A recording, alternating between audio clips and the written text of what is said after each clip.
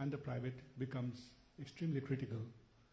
In the context of India, where I would like to place my talk first, I think this is a very, very important moment because we have noticed that when you enter this demographic window of opportunity that India is in currently, the wealth of a country can multiply by several times. Looking at examples, if we take the case of South Korea, we have seen a multiple of 35 times, 1950 to 2000. China, another country, grows from 1980 to 2020. That's the demographic window of opportunity. Ours, we are in that phase, maybe completed 15 years. We are multiplied by 6 times at least, and we expect at least 35 times multiplication if you see our per capita income of $300 US approximately towards the end of the last century.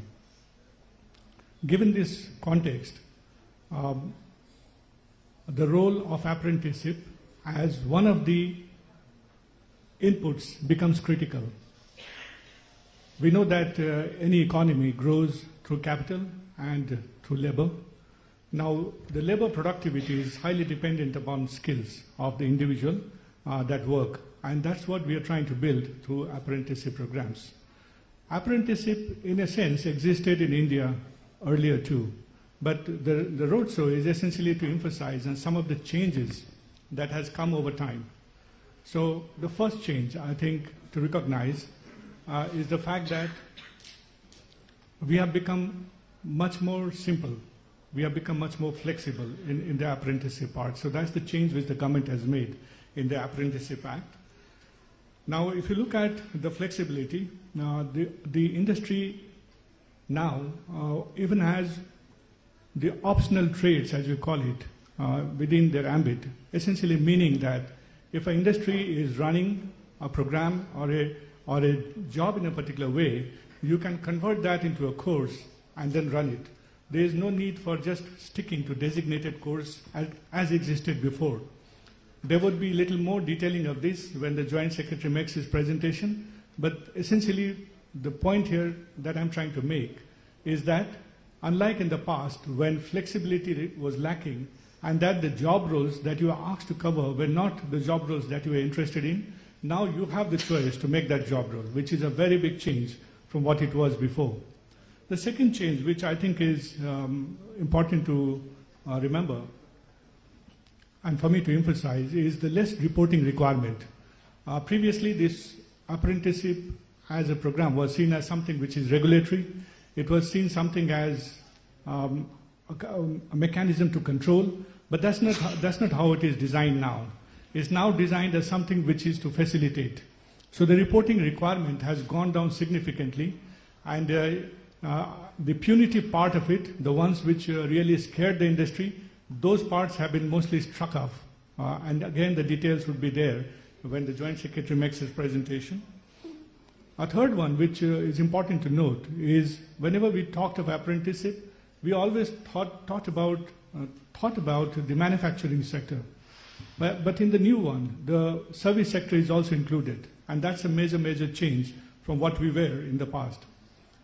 In addition to all of these, for the small industries, there is an additional incentive. Of course, the big industries can access that too, but probably they might not be as interested.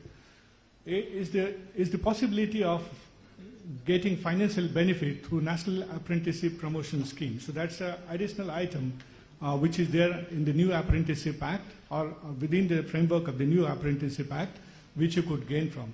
So I basically pointed out 4 different things which are emerging under the new Apprenticeship Act and which could benefit you and through you, therefore benefit the country also. So from our side, for the first time as NSDC, we are getting involved in NAPS. We have our portals ready, we have our team ready, we are hiring some of the best people to run our apprenticeship systems. So therefore, we would be very keen to coordinate with private sector who are interested. We encourage you to come and talk with us, and we'll facilitate this entire process with the help of the government and the cooperation of the ministry. So these were a few brief words that I wanted to share. We look forward to greater partnership with CII, GIZ, and with all the industry that they help us bring to the table. Thank you so much.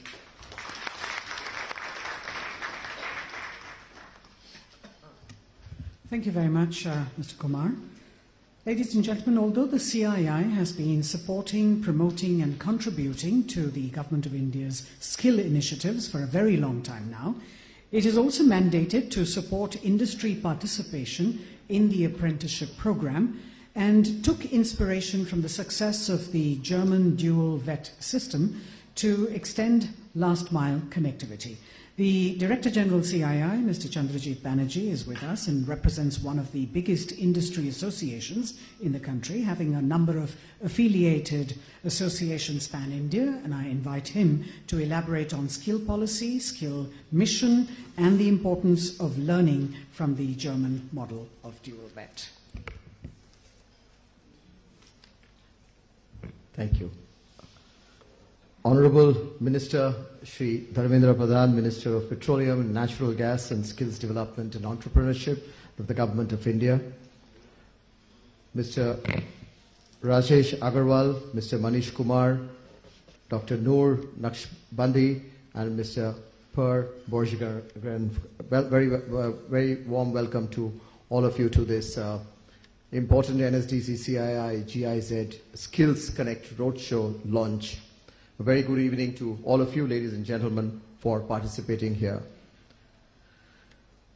The Skills India mission of the Honorable Prime Minister has given us the much needed boost over the last few years to see the Indians' skilling landscape change so very fast. And I'd like to take this particular opportunity to commend and thank our Honorable Minister Shri Dharmendra Pradhan for driving the country's skilling agenda, the most crucial that we consider from the industry for India's socio-economic growth. And a number of key initiatives have been very recently undertaken, especially the promotion of apprenticeship, which is adding today substantially to employability of youth and skilled workforce to our country.